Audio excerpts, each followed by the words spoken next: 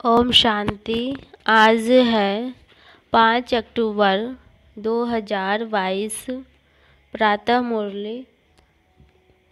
अब है मुरली का सार। मीठे बच्चे, इस समय तुम्हारा यह जन्म हीरे समान है, क्योंकि तुम ईश्वरीय संतान बने हो। स्वयं ईश्वर तुम्हें पढ़ाते हैं। तुम दूरादेशी विशाल बुद्धि बनते हो।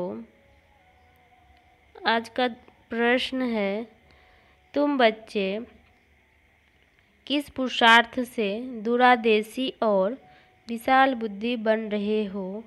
उत्तर है, बाप की याद से दूरादेशी और पढ़ाई से विशाल बुद्धि बनते हो। दूरादेशी अर्थात दूर देश में रहने वाले बाप को याद करना। मन मनाभव का अर्थ है दूरादेशी होना। विशाल बुद्धि अर्थात सृष्टि के आदि मध्य अंत का ज्ञान बुद्धि में हो। तुम्हें पहले दूरादेशी फिर विशाल बुद्धि बनना है। आज का गीत है, हमारे तीर्थ न्यारे हैं। अब है धारणा के लिए मुख्य सार। पहली पॉइंट है, दूरादेशी बन बाप की याद में रहना है और दूसरों को दूर देश में रहने वाले बाप का परिचय देना है। दूसरी पॉइंट है, कल्याणकारी युग में सभी का कल्याण करने की युक्ति निकालनी है। सबको दुबन दलदल से निकालने की सेवा करनी है। आज का वरदान है,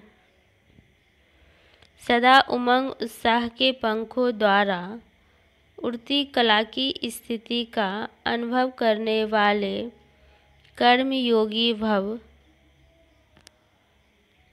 सदा उमंग उत्साह के पंखों द्वारा उड़ती कला की स्थिति का अनुभव करने वाले कर्म योगी भव। डिटेल है, उमंग उत्साह आप ब्राह्मणों के उड़ती कला के पंख हैं। अगर कार्य अर्थ नीचे भी आते हो तो उड़ती कला की स्थिति से कर्म योगी बन कर्म में आते हो। यह उमंग उत्साह ब्राह्मणों के लिए बड़े से बड़ी शक्ति है, नीरस जीवन नहीं है। उमंग उत्साह का रस है तो कभी दिल शिकस्त नहीं हो सकते, सदा दिल खुश। उमंग उत्साह तूफान को भी तोहफा बना देता है। परीक्षा व समस्या को मनोरंजन अनुभव कराता है। आज का स्लोगन है, जो अशरीरी स्थिति के अभ्यासी हैं उन्हें शरीर की आकर्षण आकर्षित नहीं कर सकती। अब है मातेश्वरी जी के अनमोल महावाक्य। हम मनुष्य आत्माओं को पहले कौन सी मुख्य पॉइंट बुद्धि में रखनी है, जिस पर खूब अटेंशन रखना है। पहली पॉइंट है, पहले तो अपने को यह पक्का निश्चय रखना है कि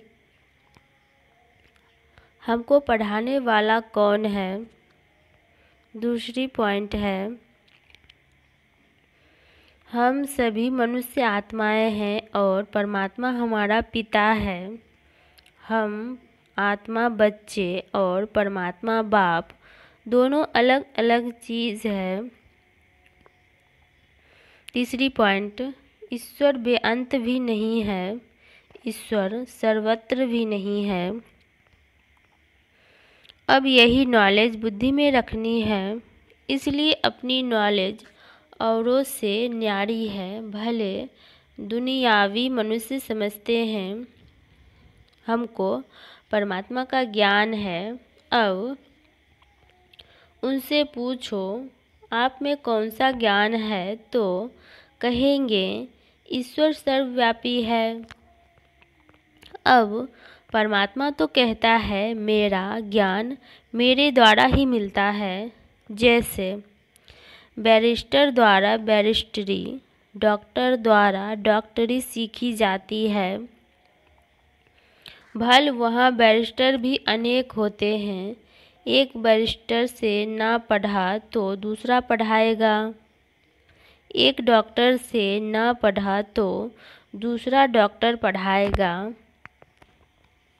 मगर यह ईश्वरीय नॉलेज सिवाय एक परमात्मा बिगर कोई भी मनुष्य आत्मा, चाहे साधु संत महात्मा हो, वो भी नहीं पढ़ा सकेगा।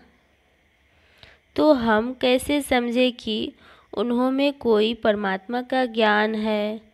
और चौथी पॉइंट, परमात्मा युगे युगे नहीं आता, बल्कि परमात्मा कल्प कल्प एक ही बार इस संगम युग पर अर्थात कलयुग के अंत और सतयुग के आदि संगम समय पर आता है और अनेक अधर्मों का विनाश कराए एक आदि सनातन सत्य धर्म की स्थापना कराता है। अब लोग कैसे कहते हैं कि परमात्मा युगे युगे आता है, और ऐसे भी कहते हैं गीता का भगवान श्री कृष्ण वो द्वापर में आया है। अब इन सभी बातों को सिद्ध करना है। गीता का भगवान श्री कृष्ण नहीं है, शिव परमात्मा है और वो भी द्वापर में नहीं आता, संगम समय पर आया है। पांचवी पॉइंट,